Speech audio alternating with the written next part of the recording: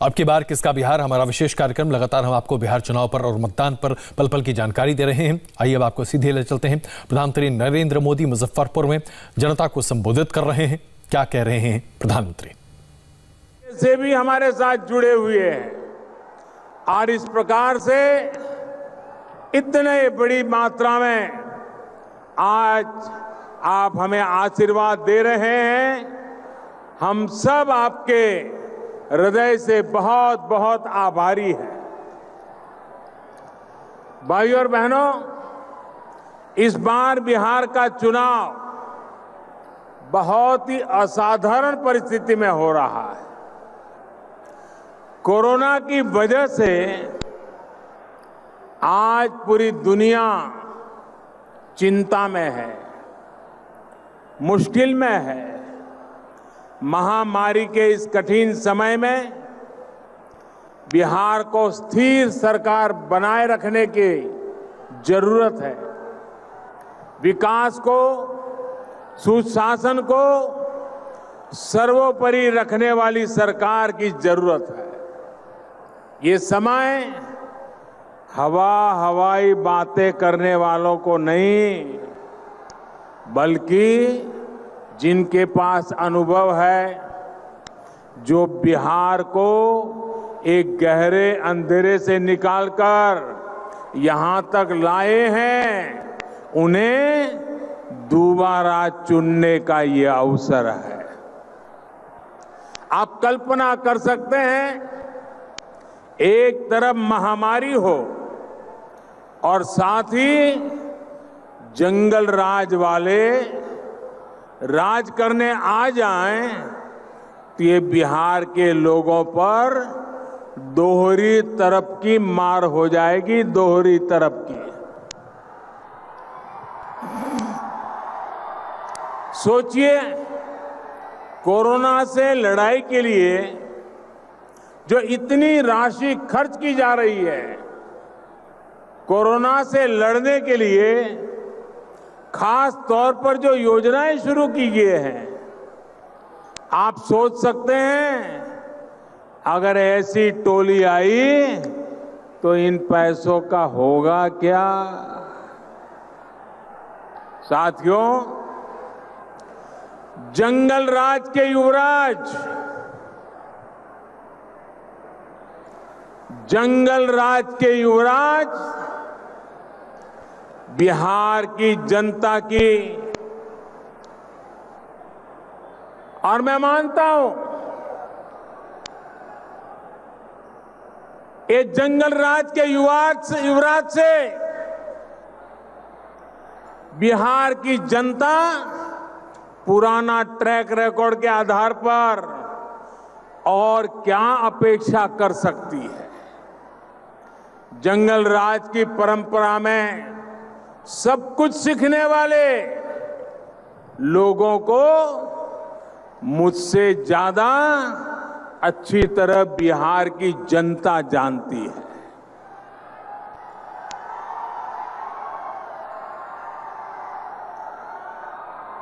मुझे ज्यादा कुछ कहने की जरूरत नहीं है, इसलिए ही बिहार के लोग इस प्रण के साथ आगे बढ़ रहे हैं कि कोरोना के साथ ही बिहार को नुकसान पहुंचाने वाली इन ताकतों को भी हराना है। साथियों, ये चुनाव आने वाले दशक में, इस सदी में बिहार के भविष्य को तय करेगा। आपका एक वोट ये तय करेगा कि आत्मनिर्भरता का संकल्प लेकर निकले हुए भारत में बिहार की भूमिका कितनी क्या होगी। आपका एक वोट तय करेगा कि आत्मनिर्भर बिहार का लक्ष्य कितनी तेजी से हम पूरा कर पाएंगे।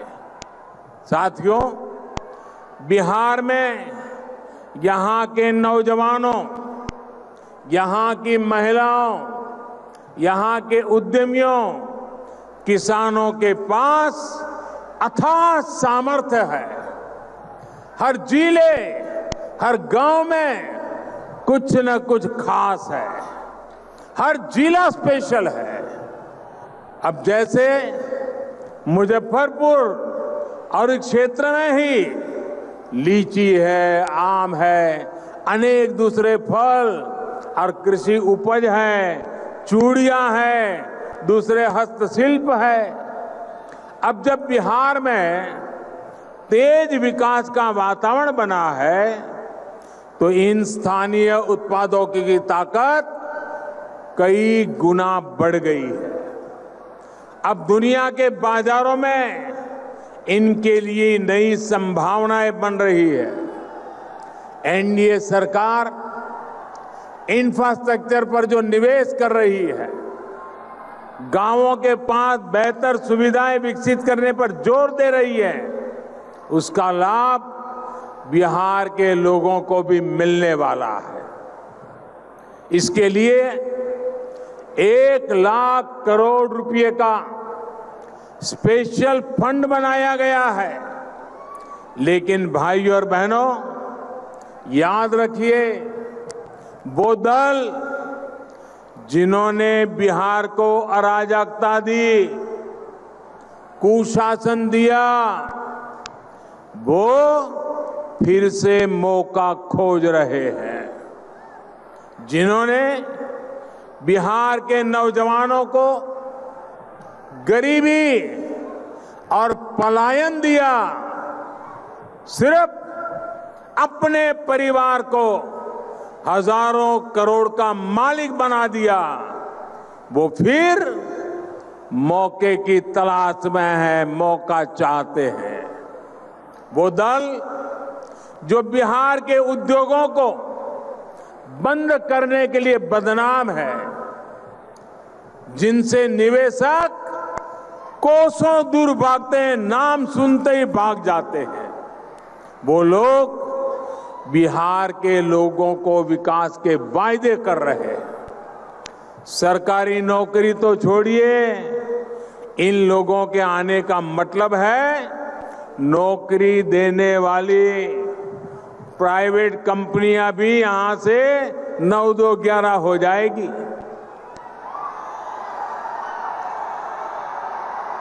और अपना काम, अपना कारोबार करने वालों के साथ इन लोगों को तो उनका जो बर्ताव रहा है, उसे तो बिहार के लोग कभी नहीं भूल सकते। रंगदारी दी तब बचोगे, नहीं तो किडनैपिंग इंडस्ट्री का कॉपीराइट तो उन लोगों के पास ही है। इसलिए इनसे सावधान रहना है। याद रखिए, इन दलों की राजनीति झूठ, फरेब और भ्रम पर आधारित है। इन लोगों के पास बिहार के विकास का न ही कोई रोड मैप है और न ही कोई अनुभव। भाइयों और बहनों, आज बिहार का युवा विश्वास से भरा हुआ है, आत्मविश्वास से भरा हुआ है। उसकी आकांक्षाएं और अपेक्षाएं पूरी हो, इसके लिए बिहार में सुशासन का बने रहना, नीतीश जी के नेतृत्व में बिहार को आगे ले जाना बहुत जरूरी है। नीतीश जी के नेतृत्व में बिहार सुशासन के जिस रास्ते पर चला है, उसे केंद्र में एनडीए की सरकार बनने के बाद नई ऊर्जा मिली है। बीते वर्षों में बिहार के इंफ्रास्ट्रक्चर को आधुनिक बनाने के लिए अभूतपूर्व काम किया गया है। बिहार के गरीब से गरीब परिवार को वो मूलभूत सुविधाएं मिल रही है जिनका इंतजार उसने दशकों तक किया है।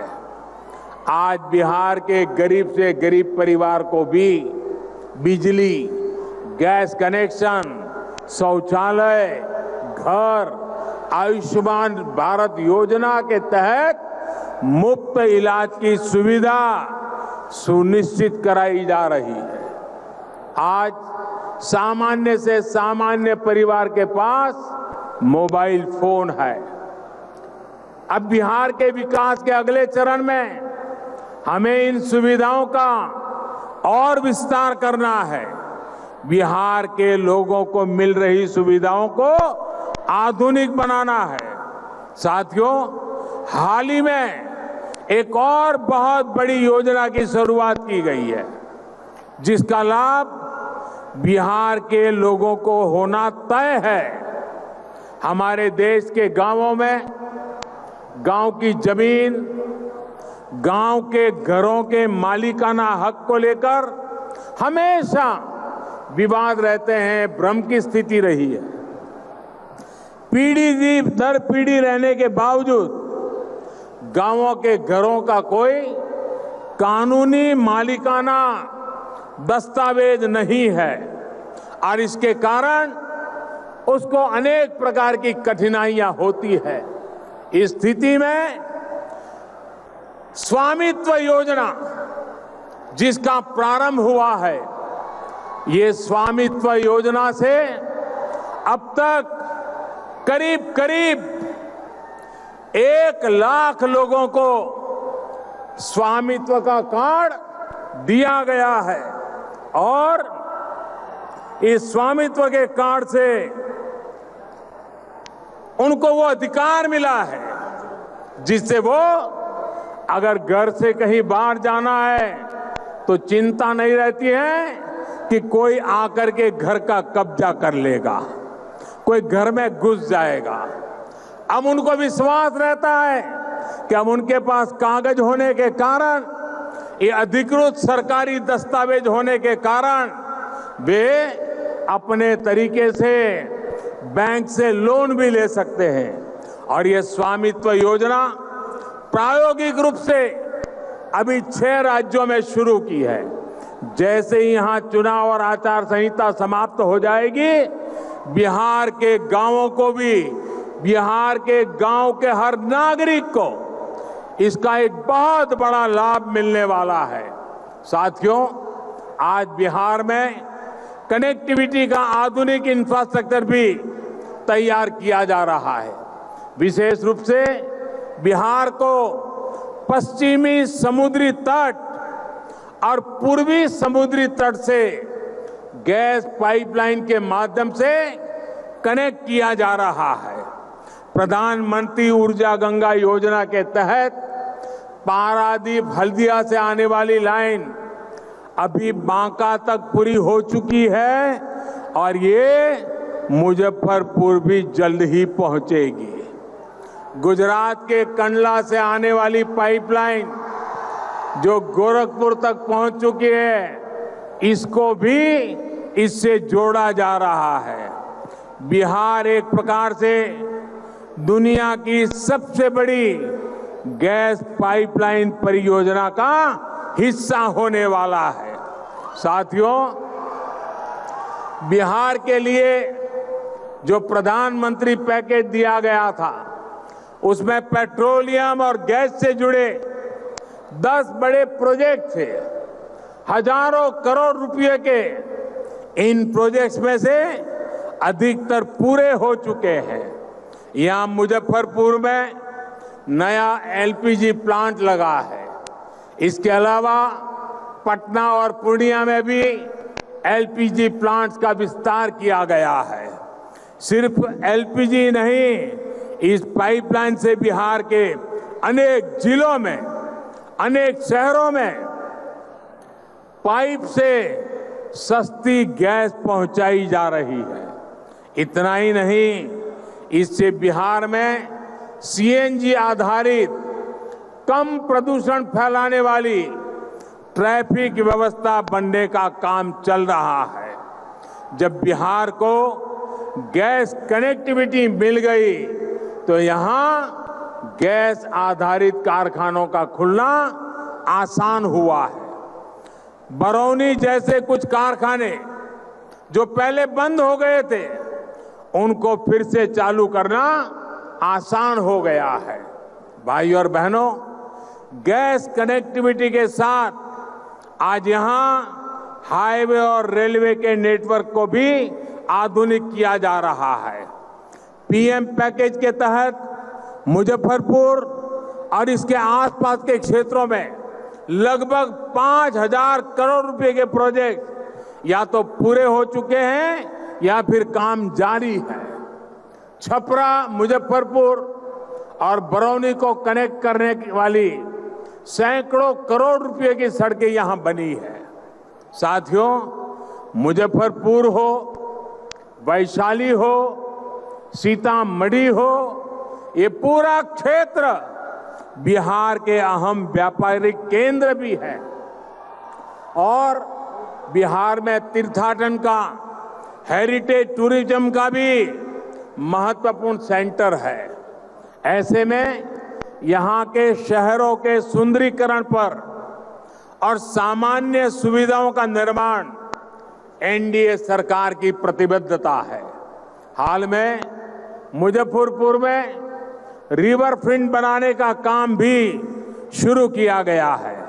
इसके तहत शहर के कई घाटों को विकसित किया जा रहा है।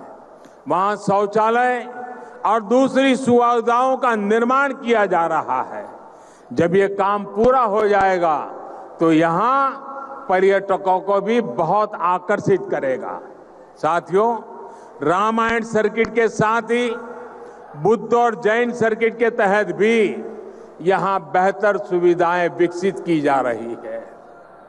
नीतीश जी के नेतृत्व में जब यहां फिर से एनडीए की सरकार बनेगी तो सुविधाओं और सुंदरीकरण के प्रोजेक्ट को और गति दी जाएगी। भाई और बहनों, विकास और सुशासन के मूल में सबका साथ, सबका विकास, सबका विश्वास है। विकास हो, दलित, पीड़ित, शोषित, वंचित, नौजवानों का, महिलाओं का, सबका विकास हो। कोई न पीछे रहे, न ही किसी से भेदभाव हो। इसी सोच के साथ एनडीए सरकार काम कर रही है। भारत को आत्मनिर्भर भारत बनाने में जुटी है। साथियों, इसमें देश की, बिहार की महिलाओं, बहनों, बेटियों की भी बहुत बड़ी भूमिका है। एनडीए सरकार चाहे केंद्र में हो या बिहार में, महिला सशक्तिकरण के अभूतपूर्व प्रयास चल रहे हैं। बेटियों की पढ़ाई, दवाई से लेकर कमाई तक एक के बाद एक कदम उठाए गए हैं। मिशन इंद्रधनुष हो, पीएम सुरक्षित मातृत्व योजना हो, आज गर्भवती महिलाओं के पोषण से लेकर टीकाकरण के लिए सरकार हर जरूरी मदद दे रही है। साथियों, बिहार में 4-4.5 करोड़ से ज्यादा जनधन खाते खोले गए। उसमें से 2.5 करोड़ से ज्यादा खाते हमारी माताओं बहनों के नाम है। बिहार की इन बहनों के जनधन खातों में कोरोना लॉकडाउन के समय सैकड़ों करोड़ रुपए की सीधी मदद पहुंचाई गई है। बिहार में जीविका दीदियों के लिए बैंकों से मिलने वाली मदद का भी विस्तार किया गया है। इस वजह से जीविका दीदियों का नेटवर्क दिनों दिन और मजबूत हो रहा है। भाई और बहनों, हाल में जो श्रम सुधार किए गए हैं उसमें देश की महिला श्रम शक्ति के लिए काम के सभी क्षेत्रों को पूरी सुरक्षा के साथ खोल दिया गया है। महिलाओं को पुरुषों के बराबर मेहनताने का कानूनी अधिकार सुनिश्चित किया गया है।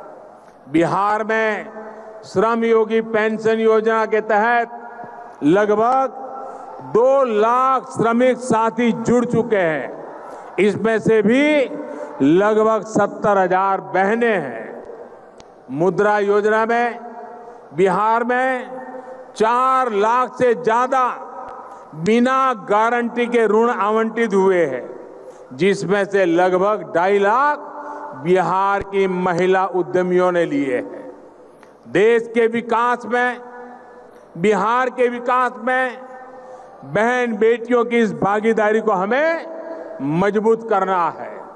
साथियों, बिहार को आत्मनिर्भर बनाने की भावना के साथ आपको इस बार अपना वोट भाजपा, जेडीयू, हम पार्टी और वीआईपी के गठबंधन यानी एनडीए को डालना है। याद रखिए, आपका एक एक वोट बिहार को फिर से बीमार होने से बचाएगा।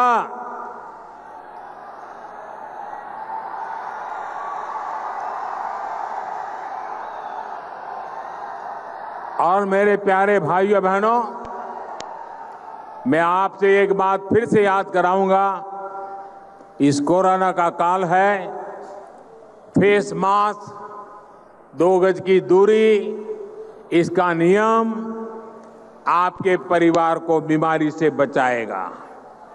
आत्मनिर्भर बिहार के संकल्प में शामिल होने के लिए आपका मैं हृदय से आभार व्यक्त करता हूं। बहुत बहुत धन्यवाद। मेरे साथ बोलिए, भारत माता की, भारत माता की, भारत माता की। बहुत बहुत धन्यवाद। अभी मुजफ्फरपुर में आपने सुना प्रधानमंत्री नरेंद्र मोदी को जनता से अपील कर रहे हैं कि बिहार में जंगल राज एक बार फिर से न आए। इसके लिए आवश्यक है कि बीमार बिहार को दूर किया जाए और एनडीए को वोट दिया जाए। ये अपील प्रधानमंत्री नरेंद्र मोदी ने मुजफ्फरपुर के मंच से की है। ये दूसरी सभा है उनकी, जिसे आज उन्होंने संबोधित किया है। एक और जनसभा को संबोधित करेंगे प्रधानमंत्री नरेंद्र मोदी आज। 3 जनसभाओं को संबोधित करने का कार्यक्रम उनका बिहार में आज है। उसके बाद फिर वो 3 नवंबर को जनसभाओं को संबोधित करेंगे। हम यहां पर एक छोटा सा ब्रेक लेते हैं, तुरंत वापस आ रहे हैं।